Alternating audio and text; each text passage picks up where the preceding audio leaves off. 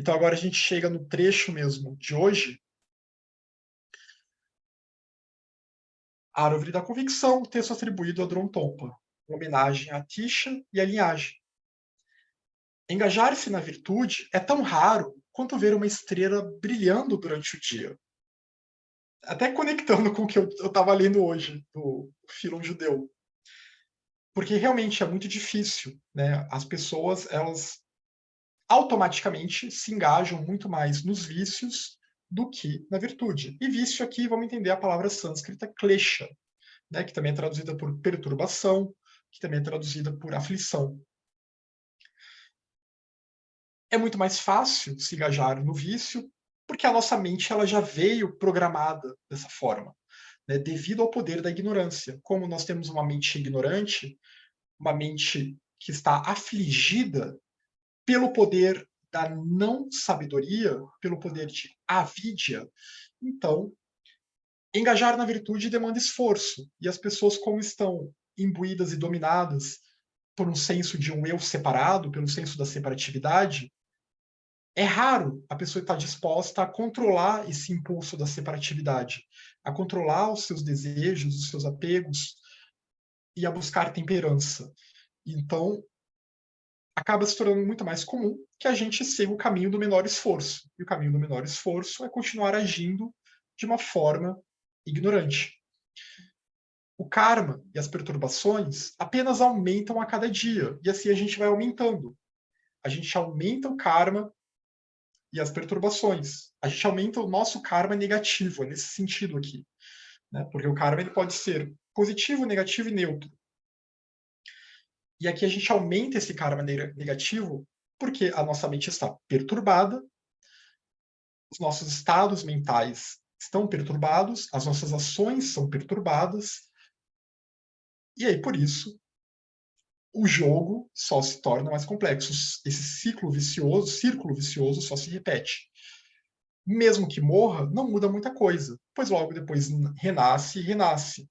Então, mesmo que eu pense, não, eu vou morrer e agora vai acabar, e sinto muito para quem acha que vai se livrar com a morte de alguma coisa, a gente vai renascer. E vai renascer, e vai renascer, e vai renascer.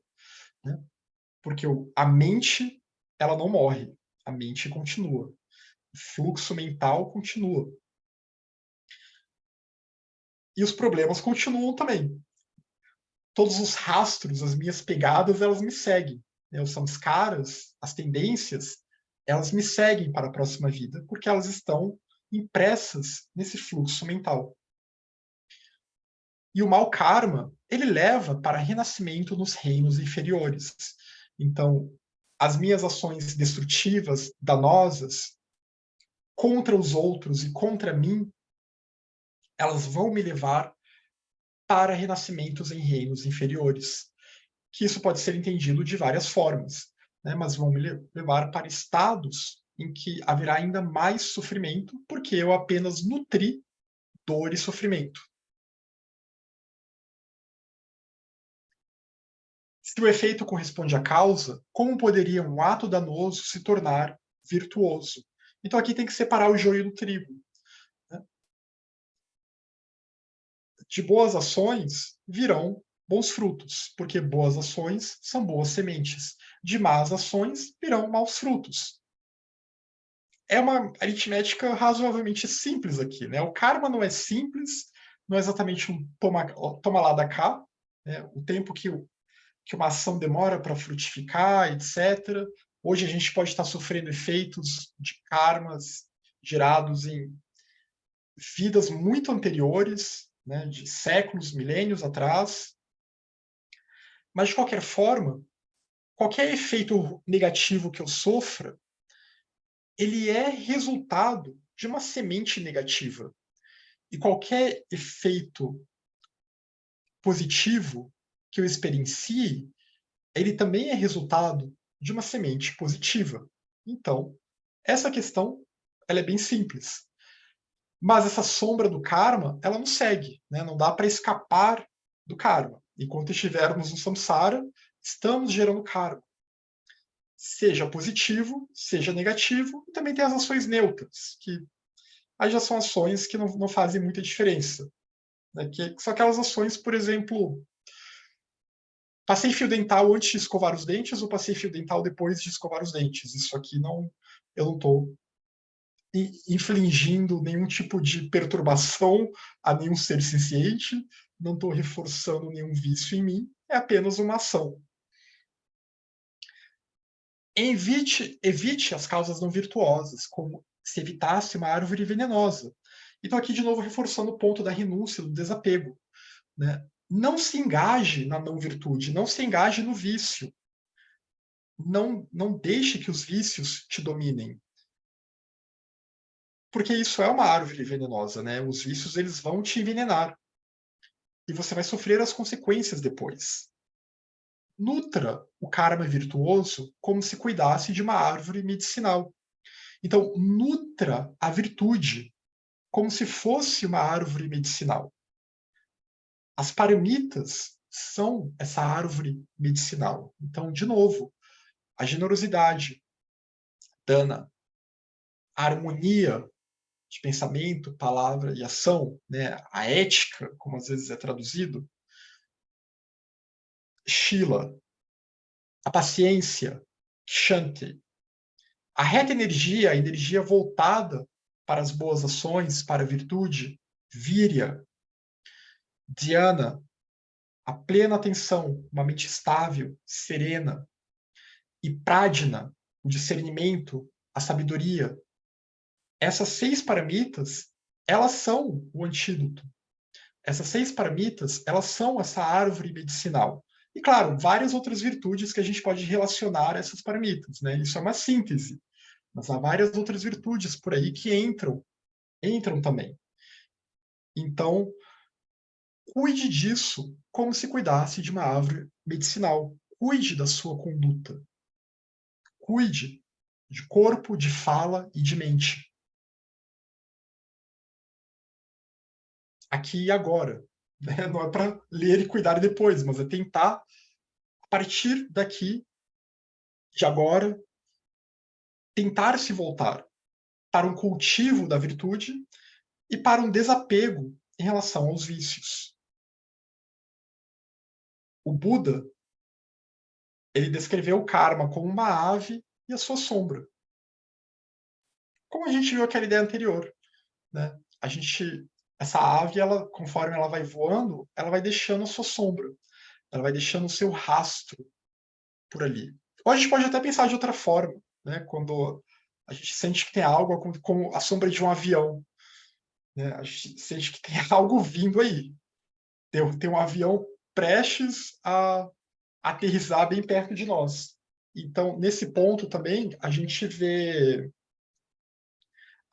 como que esse avião ele está nos seguindo, né? Ou essa ave ele está nos seguindo e não dá para fugir dela. A gente já vai vendo aquela sombra, ups, tá chegando no meu rastro aqui.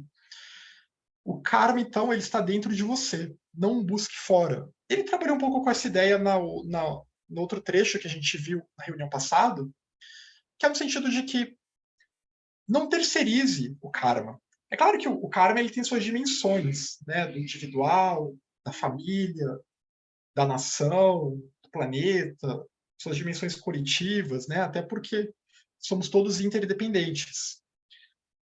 Mas ainda assim, eu tenho responsabilidade em relação às minhas ações.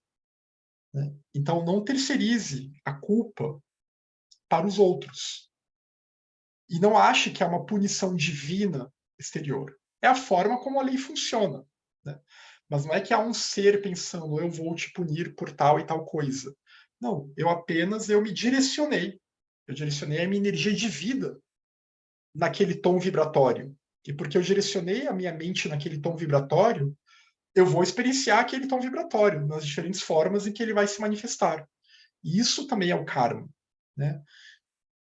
Porque eu agi de acordo com aquele tom. Veio um pensamento, uma emoção, veio um desejo de fazer alguma coisa e eu fiz. Só que aquela coisa gera consequências. Nessa teia da interdependência em que nós estamos, vai gerando consequências. Então, a ideia é tentarmos estabelecermos ações saudáveis, salutares, que também ajudam a toda a rede de interdependência a ficar, né, como aquele símbolo do nó da interdependência, a ficar harmônico, né, para que haja uma fluidez harmônica. A libertação é impossível quando se permanece na companhia do mau karma por muito tempo. Porque se a pessoa fica toda hora reforçando os seus vícios, fica toda hora se engajando em ações não virtuosas, vai chegar um momento em que ela vai ficar atolada, né? É como se ela fosse atropelada por uma bola de neve, realmente.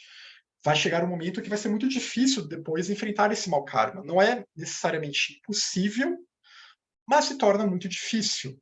Quanto mais a gente vai se enrolando com as confusões do mundo, mais fica difícil para sair dessas confusões.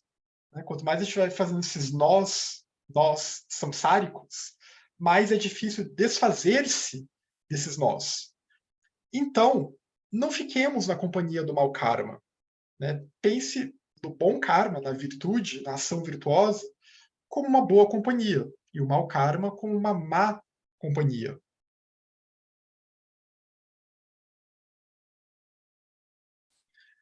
O meu karma destrói os meios necessários para viajar pelos solos e sendas. Né? O mau karma ele vai obstruir a busca espiritual da pessoa. Até porque a gente tem que pensar que os textos budistas sempre vão enfatizar que a base do caminho é o mérito. Ou seja, a base do caminho é a virtude. Né? Então, se eu não tenho uma conduta virtuosa, por exemplo, se eu faço guru yoga, se eu tento meditar, etc., mas a minha conduta está totalmente em desarranjo com isso, se na vida diária eu me entrego aos vícios, eu semeio discórdia, eu cometo uma série de ações inadequadas, de ações errôneas, eu estou gerando um mau karma aqui, que vai dificultar o meu avanço espiritual, por mais que eu tente meditar, por mais que eu tente fazer guru yoga, e gera até uma dissociação cognitiva, né? Eu me torno até um hipócrita nesse ponto. Então, realmente, ter esse cuidado, ter essa vigilância em relação ao karma. Porque ações muito deletérias, muito danosas, elas podem fechar a porta que uma pessoa teria naquela vida para conseguir avançar no caminho espiritual, porque agora ela vai ter que lidar com as consequências daquela ação. E aquela mente também, né? Uma mente que se engaja muito no mau karma significa que é uma mente perturbada. Se a mente está perturbada num determinado ponto, ela já não é mais um vaso adequado para o Dharma. Ela já está totalmente poluída, né? O Dharma nem entra mais ali. Ou o pouco que entra se polui, se distorce. Então, ter esse cuidado. Buscar Shila sempre, buscar harmonia sempre. Como uma doença contagiosa, o mau karma vai destruí-lo sem que você perceba. Então, é como essa doença que vem, que destrói. Contagiosa porque, de novo, também entra a questão das companhias. Se você está na companhia de pessoas que estão instigando esse mau karma em você, instigando as ações errôneas, na verdade, eu quero dizer, em você, né? Estão estimulando os vícios em você, você está se deixando contaminar. Você está se deixando contaminar por aquilo. E aí, sem que você perceba, você está sendo envenenado também. Da mesma forma que aquelas pessoas também estão envenenadas. Né? Então, tomar esse cuidado, né? Não se deixar contagiar pelo até pelo karma ruim alheio, não que você vai adotar ou assumir o karma, mas não se deixar contagiar pelos vícios alheios que vão fazer com que você gere mau karma para si próprio. E ele vai destruindo aos poucos, né? Porque exatamente como o karma ele não necessariamente é um toma lá da cá e nem sempre os efeitos vêm tão diretamente, às vezes demora algum tempo para que essa destruição venha. Né? A gente pode, o exemplo clássico disso é como a humanidade está destruindo o planeta. E todo mundo sabe a consequência disso. Né? Todo mundo sabe que não é bom destruir a Amazônia para transformar em terra para gado. Todo mundo sabe que nada disso é bom. Mas as pessoas estão fazendo. Né? Estão seguindo a inércia. E não estão percebendo. Porque como essa destruição ela não vem de imediato, as consequências não vêm de imediato, parece que as pessoas não percebem que esse karma já está em ação, já está fluindo, né? Então, ter sempre esse cuidado. Dos inimigos externos, pelo menos ainda é possível escapar. Aqui é só um exemplo, né? Se alguém aparecer na rua e quiser me bater, talvez eu consiga fugir dessa pessoa. Só que do karma, eu não vou conseguir fugir, né? Não há como fugir do karma, não há nenhum tipo de atalho para o karma. Se a gente mudar a nossa atitude, a gente pode atenuar, não no sentido de não experienciar o karma, mas pode no sentido de experienciá-lo com uma outra atitude mental, com uma atitude de aprendizado. E também não gerando mais aquelas mesmas causas, não gerando mais causas de sofrimento para nós. Mas por muitas vezes, esse ladrão maldito, o karma, me derrubou. E ele me derrubou porque eu não fechei a porta dos sentidos. Ele me derrubou porque eu cedi aos vícios. Então, feche as portas dos sentidos. Não permita, né, que a sua mente fique totalmente à mercê das experiências sensórias, da busca por experiências sensórias, por experiências que reforçam um eu que deseja coisas, um eu que rotula as coisas como meu.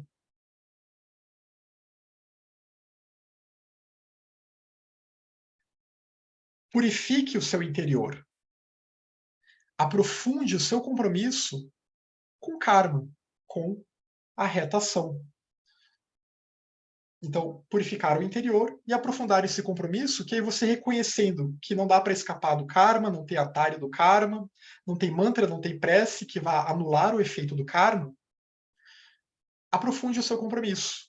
Aprofunde e então busque uma ação que esteja em harmonia, uma ação harmônica. Né? A reta ação, inclusive, faz parte do nobre caminho óctuplo.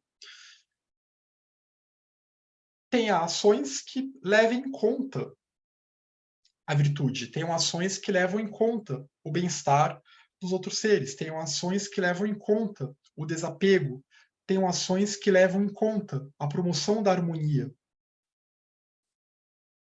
E realize as ações com profunda reverência. Realize as ações com uma motivação mahayana, né? Sabendo que você tem que fazer o que tem que ser feito, mas ao mesmo tempo você não vai ficar se apegando àqueles frutos daquela ação, né? Com expectativas mirabolantes que são relacionadas ao seu eu, né? Ao senso de eu, ao senso de separatividade. Você simplesmente faz o certo pelo certo. As perturbações, os kleshas, nos enganam como se fossem nos conceder alegria e felicidade. Então,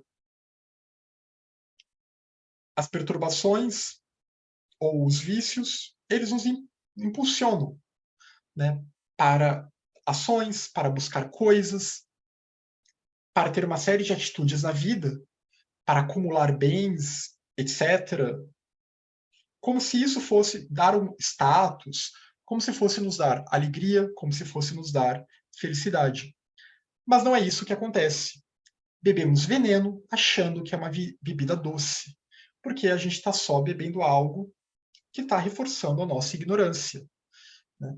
Não entregue vidas dedicadas ao Dharma nas mãos de Mara. Então, se a pessoa tem acesso ao Dharma, não se entregue a Mara, né? Não se entregue ao Senhor, ao anjo da morte, ao Senhor da morte. Não se entregue a Mara assim tão facilmente. Mas confia dia e noite no apoio do seu guru espiritual. Então não se jogue no mundo, mas confia no guru espiritual. Veja o guru espiritual, e aí de novo, né, um Bodhisattva, Tsongkhapa, ou Buda, ou outros, que dá para ter uma segurança que sejam seres elevados, confie dia e noite no apoio desse guru, no sentido de que ele é um exemplo. Ele é um exemplo que é possível um outro modo de vida. que nós não precisamos entregar as nossas vidas para amar. Nós não precisamos viver uma vida somente voltada para a existência cíclica, para o samsara. E confia dia e noite nos ensinamentos. Confia dia e noite na possibilidade, na senda. Né? Isso é convicção. E por isso que esse texto também é chamado de a árvore da convicção. Né? É ter essa convicção de que uma outra vida é possível. Torne-se um amigo das virtudes. Não afaste a sua mente daqueles que residem na harmonia de pensamento, palavra e ação. Então, torne-se um amigo das virtudes e tente ser também, já que você é um amigo das virtudes, nessa boa companhia, tente ser uma boa companhia para os outros também. Tente instigar, tente estimular, encorajar as virtudes nos outros. Não afaste a sua mente daqueles que residem na harmonia de pensamento, palavra e ação. Não afaste a sua mente daqueles que residem em Shila, né, daqueles que brilham como a joia Shila, que também é descrita como uma joia. Né? O Tsongkhapa ele fala, Shila também é como a lua cheia, é como a luz fria da lua cheia que refresca, que esfria o calor das paixões. Então, não afaste a sua mente dos bodhisattvas, não afaste a sua mente daqueles que estão se dedicando ao caminho dessas boas companhias. Leia os sutras profundos que ensinam sobre o karma, tentar entender o karma, refletir sobre o karma, meditar sobre o karma, porque a nossa mente ignorante, ela se esquece. A nossa mente ignorante, ela só consegue ver esta vida. Ela não consegue nem ver esta vida direito, né? Porque a gente mal consegue se preparar para a aposentadoria. Então, até essa vida, pensar como vai estar a nossa vida daqui a 10 anos, 20 anos, etc., até isso é difícil para a gente pensar direito, né, com discernimento, etc. O que dizer, então, de vidas futuras, de futuros nascimentos? Então, é importante ler sobre isso, é importante refletir sobre o karma, até para entender que esse caminho, ele não é um caminho para uma única vida.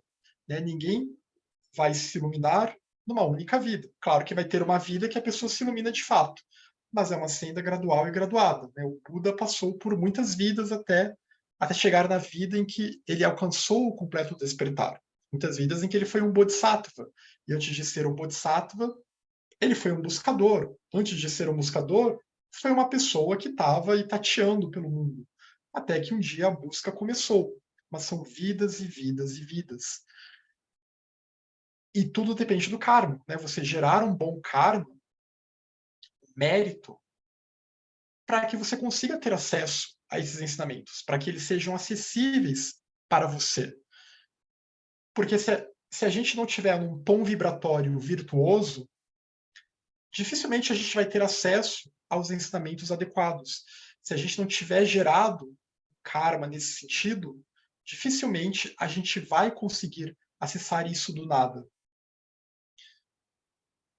Então, se hoje temos acesso a uma fração de tudo isso, a uma fração de toda essa sabedoria, de todo esse conhecimento, que a gente consiga usar essa fração que a gente tem para expandir, né? Refletindo, meditando, estudando e se dedicando. E assim o avanço na senda gradualmente acontecerá. E assim a pessoa gradualmente vai avançar na senda.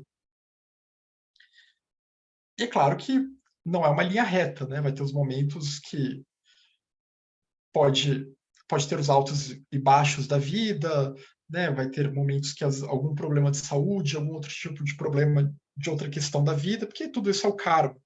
Né? Vai nos afetar, então pode diminuir a nossa capacidade de estudar, de meditar, de ter uma rotina adequada, mas a gente vai tentando. O importante é nunca desistir.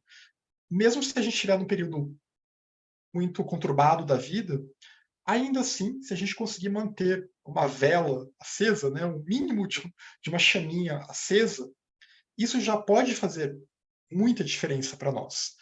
Inclusive a superar essas dificuldades, né, usar essas dificuldades como uma forma de tentar colocar o Dharma em prática também. Do oceano dos 3 treinamentos, Shila, a harmonia, Dhyana, a plena atenção, e Prajna, a sabedoria, você deve extrair a joia que concede todos os desejos. O que é essa joia que concede todos os desejos? É bodhicitta, é essa mente altruísta. Então, buscando uma vida harmônica, com uma mente serena, uma mente estável, contemplativa e com discernimento, sabedoria, o eu vai sendo deixado de lado. O apego ao eu vai sendo deixado de lado. E assim a gente consegue fazer essa alquimia. A gente consegue extrair essa joia.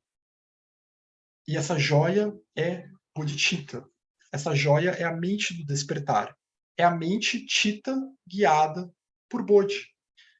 E é uma mente, então, que reconhece a sua interdependência com todos os seres, a sua interconexão com todas as coisas, que reconhece a unidade fundamental de todas as coisas. E, portanto, é uma mente voltada para beneficiar os outros. Né? É uma mente que não está mais voltada para o equívoco de que ela tem um eu inerente, de que ela tem um eu essencialmente separado. Não, porque tudo que é aparentemente separado surge a partir da inter-relação de várias outras coisas que por sua vez também não estão intrinsecamente separadas. Tudo é vazio de existência inerente.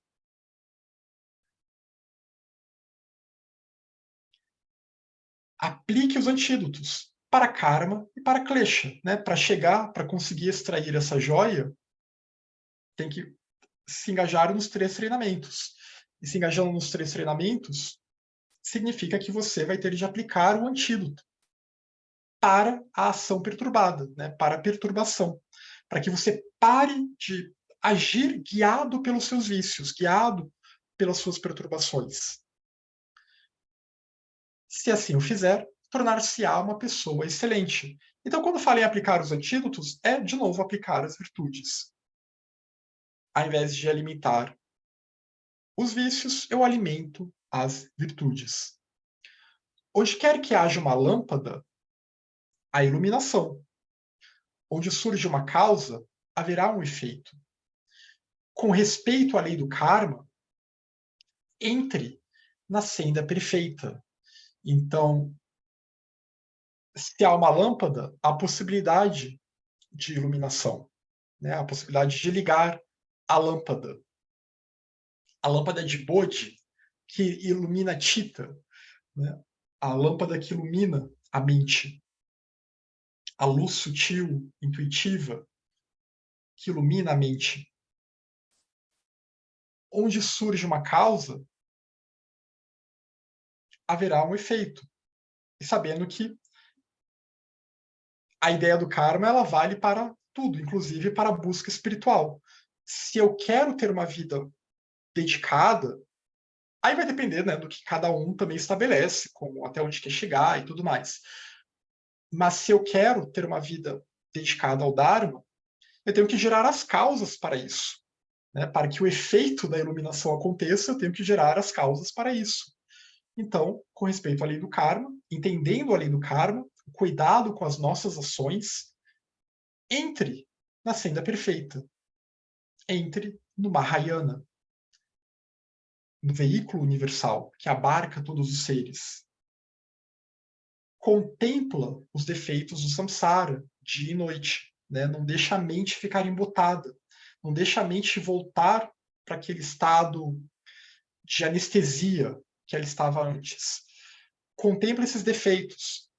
Não se deixe ludibriar pelas maravilhas do samsara, pelas coisas brilhantes do samsara, e também não tenha medo. Né? A questão do medo também é muito importante, né? Não ter medo do samsara, mas ter desapego.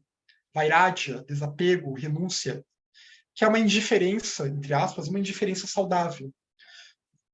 Você entende que as perturbações do mundo são as perturbações do samsara.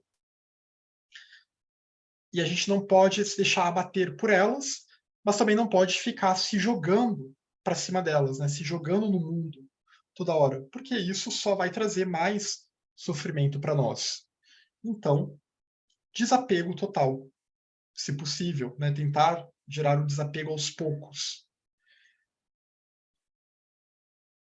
Pois se os conhecer, conhecendo, reconhecendo os defeitos do samsara, que são a insatisfação, né, o sofrimento presente, a primeira nobre verdade, dukkha, a impermanência, e também o fato de que as coisas elas não têm essa concretude aparente que elas não têm uma essencialidade, embora elas pareçam ter, né, uma essência separada, individual, elas não têm, né? Então, dukkha, sofrimento, anicca, a impermanência, e anatman, né? O fato de que os fenômenos do samsara, isso que eu chamo de eu, não são atman.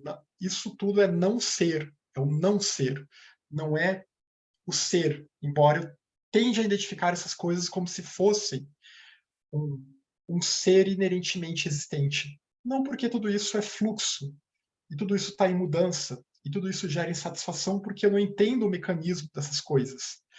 Então, conhecendo isso, entendendo que o samsara é um produto dessa ignorância, você desenvolverá o desejo de libertação, porque o nirvana é o oposto de tudo isso. Como luzes que descem do céu, o nirvana elimina a escuridão do mundo. As formas são iluminadas e a sua natureza dependente é plenamente vista. Então, com a luz da sabedoria, essa luz de prajna, dessa sabedoria intuitiva, que é o que, né, o primeiro passo no caminho para a libertação, que depois leva para um nirvana último de um Buda, essa luz, então, ela revela a natureza dependente de todas as coisas, ela revela o vazio, né, que tudo é vazio de existência inerente, que tudo carece de uma essência separada, que as coisas são interdependentes. O karma e os seus efeitos são as causas do samsara enganoso e do nirvana. Então, dependendo do que eu faço, para onde eu direciono as minhas ações, isso inclui para onde eu direciono a minha mente também, a minha atenção. Porque o karma ele tem 3 níveis, isso é sempre importante enfatizar. Karma mental, karma verbal e karma físico, né? Karma corporal. E o mental ele é o mais poderoso. Ele é mais poderoso no sentido porque é para onde eu direciono a minha atenção, para como eu deixo as minhas emoções, os meus pensamentos me dominarem, isso vai guiar as minhas ações. Né? Então, por isso que é um karma muito poderoso. E a gente tem que tomar muito cuidado, então, com a nossa mente, principalmente. Então, o karma e seus efeitos são as causas do samsara enganoso, mas também são a causa do nirvana. Porque eu posso ou reforçar o meu aprisionamento, se eu fico me jogando nas perturbações, se eu fico me jogando nos vícios, etc. Ou eu posso gerar as causas da iluminação, se eu começar a adotar outros tipos de ações, ações virtuosas, ações guiadas por um senso de desapego ao eu, ações guiadas por compaixão, por generosidade, por bodhicitta, pelo ideal de bodhicitta. O herói que vê e age de acordo, né, de acordo com esses ensinamentos, é de fato um vitorioso. Então, o herói que vê e que age de acordo com o Dharma é de fato um vitorioso. É um jina, é um termo que vem do jainismo, mas que virou um epíteto para Buda, né? Um vitorioso, um conquistador. Ele é vitorioso porque ele venceu a guerra contra a ignorância. Ele venceu a guerra contra os exércitos de Mara. Ele venceu a guerra contra Mara.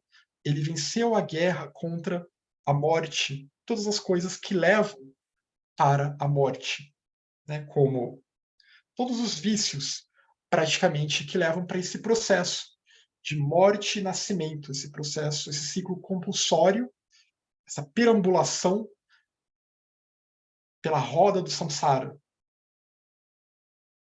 Então, é alguém que se libertou, de fato, de tudo isso.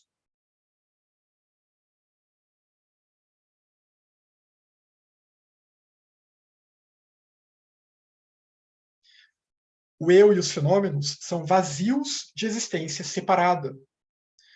A aparente separatividade inerente dos fenômenos é tão somente aparência. Então, reconhecer que não é só uma questão do nosso eu, né, mas também dos fenômenos em geral, tudo. Isso não é tão difícil de pensar hoje em dia, né? A gente sabe que tudo que a gente olha no mundo é todo um rearranjo de partículas, moléculas, etc. Que elas estão sempre nesse rearranjo, nessa interdependência complexa. A gente vê coisas que parecem ser outras coisas. A gente não vê, de fato, essa camada mais profunda. E mesmo essa camada mais profunda, né, que a física vê, que a ciência vê, ainda assim faz parte de uma existência fenomênica também. Né? O vazio ainda está para além disso. Então, o eu e os fenômenos não são vazios de existência separada. A aparente separatividade é tão somente aparência. Reconhecer a aparência, mas reconhecer que para além da aparência há algo além, há algo mais. Desenvolva a sabedoria, prajna, que compreende o significado das duas verdades acerca dos fenômenos, que compreende samvriti, que é essa realidade relativa, né, que é essa multiplicidade aparentemente separada que nós vemos, mas que reconhece também Paramartha, que é a verdade última dos fenômenos, que é que essa aparente concretude não é tão concreta assim. Tudo está numa interdependência profunda.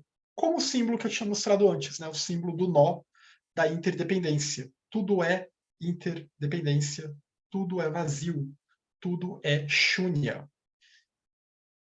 Essa é a natureza última dos fenômenos. Então, reconhecer e que uma não nega a outra. Isso é importante. Né? Até para a gente não cair em nenhum dos extremos aqui, que a Madhyamika sempre alerta, que a gente não pode cair. Né? Nem cair no extremo do eternalismo, de achar que as coisas têm uma essência fixa e individual, que dura para sempre, de alguma forma, ou né, que são características que lhes são inerentes, e nem cair no extremo do niilismo, de achar que nada existe, tudo é uma mera ilusão, então, né, que deixa tudo para lá, então esquece, né, nada faz sentido, não é cair em nenhum desses extremos. Mas é justamente o caminho do meio, né? Madhyamika é isso, é o verdadeiro caminho do meio. É reconhecer que há o relativo, e esse relativo é essa concretude aparente, essa separatividade aparente, então o nosso eu, ele existe de forma relativa, em termos de aparência. Da mesma forma que né, o nosso rosto e tal, a gente vê aqui a nossa aparência, mas a gente sabe que a gente não é só o nosso rosto. Aqui vocês veem só a minha cabeça e o pescoço, os ombros, mas vocês sabem que eu não sou só isso, né, que tem todo um corpo. E em relação ao nosso eu também, né, ele está lá, a gente tem esse eu. Mas nós não somos somente isso, há algo muito mais. E esse eu ele é constituído, da mesma forma que o corpo também é constituído, o eu também é constituído. Né? Tem os agregados, tem todas as tendências, todas as nossas interações. Ele é interrelacional e interdependente. E essa é a grande questão da verdade última aqui. Então, reconhecer essas verdades, essas duas verdades, para que a gente possa ter uma ação que realmente seja harmônica com a interdependência, para que a gente possa agir estabelecendo elos, laços saudáveis, harmônicos, conducentes para a iluminação, conducentes para o despertar da sabedoria. Então, medite sobre as duas verdades com plena atenção, né? E é um tema realmente complexo. Então, ler sobre isso e meditar sobre isso, voltar a mente para esse assunto. E com a plena atenção, com a mente serena. Né? Focar, às vezes, numa frase, num trecho que vocês pegam num texto, como, por exemplo, eu e os fenômenos são vazios de existência inerente. Foca nessa frase na meditação. E vai respirando, né, focando na frase, na respiração. Cada frase uma inspiração e respiração. Vai focando. E até que a mente vai se estabilizando nessa ideia. E vai se colorindo por essa ideia. E vai focando, até reforçar, né? Reforçar essa ideia na mente. Porque, de novo, a ideia de direcionar a atenção, né? O chamado tom vibratório, podemos dizer assim, né? Que em sânscrito é chetana, né? Essa direcionalidade da mente, para que ela nos leve para um assunto, para um tópico, que vai, de alguma forma, nos lembrar de que, opa, peraí, eu não sou só isso, né? Eu não sou só esse eu separado, tem alguma coisa além. A vida não é só esse samsara, tem alguma coisa aqui além. Então, a meditação ela tem essa função, né, de transformar a mente. Até que o samsara se esvazie e você se pacifique, né? Até que você perceba, até que você se esvazie de samsara, né? Você perceba o vazio e assim você se pacifica, você se liberta desse aprisionamento, porque agora você se libertou do poder dos vícios, se libertou do poder das perturbações mentais. Né? É um processo de tentar desviciar a mente para que ela volte a ser lúcida. Né? Bodhicitta também é isso, é uma mente lúcida de fato. Bodhi é luz, uma mente com luz, lúcida no melhor sentido da palavra. Então, uma mente que transcendeu os vícios, né? Que se livrou dos vícios. Quando liberto, assumirei a forma de um bodhisattva e realizarei as aspirações dos seres sencientes às minhas mães. Então, aqui reforçando o compromisso Mahayana, né, do voto do bodhisattva, de auxiliar os seres, e, de novo, aquela ideia né, de pensar nos seres como as nossas mães, ou como nossos parentes, ou como nossos amigos. Né? Alguém a quem devemos retribuir o cuidado. Possa eu, por meio das duas vestes, Nirmanakaya e Sambhogakaya, atuar pelo benefício de todos os seres. Então, possa eu alcançar um estado elevado em que eu serei dotado dessas duas vestes. Né? O Nirmanakaya, que é a veste luminosa, é uma veste de luz que atua para auxiliar os seres sencientes, que atua para auxiliar os buscadores do Dharma, e o Sambhogakaya, que é uma veste ainda mais sutilíssima, né, de um plano ainda mais sutil que o nosso, de formas extremamente sutis, e que é pura bem-aventurança, que é um senso de pura bem-aventurança. E uma pura bem-aventurança que não é um senso pessoal de pura bem-aventurança, um prazer pessoal, nem nada disso, mas é uma pura bem-aventurança impessoal e destituída de um senso de individualidade, né? Um senso de eu pessoal. Então, possa eu, por meio dessas duas vestes, atuar pelo benefício de todos os seres, revelando o que é mais adequado a cada indivíduo de acordo com as suas necessidades.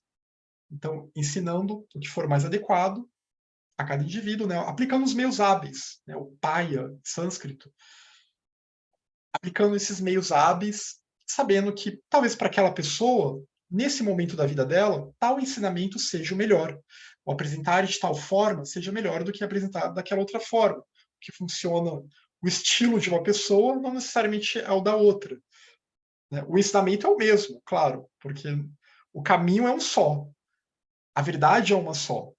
Mas, ainda assim, é necessário né, adaptar a forma de apresentação desse ensinamento de acordo com o nível da pessoa que vai recebê-lo, de acordo com né, as predileções daquela pessoa e daí por diante. Então, aqui é interessante porque ele está realmente bem comprometido com o caminho.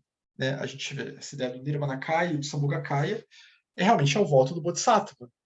É se tornar um Bodhisattva liberto E um Bodhisattva, então, que vai atuar, vai continuar a atuar, a ajudar os outros que também estão buscando esse mesmo caminho. Então, de novo, vocês veem que, apesar de ser um texto voltado para Guru Yoga, ele não está pedindo coisa para o Guru. Ele está usando a imagem do Guru como um exemplo para que ele também alcance um estado elevado. Né? Um estado elevado, assim como os Budas e Bodhisattvas elevados alcançaram. O Dharma profundo, a preciosa gota do coração, oculta na câmara do amuleto sagrado da mente, possa eu sempre me voltar para ele. Então, que eu nunca perca de vista o Dharma profundo.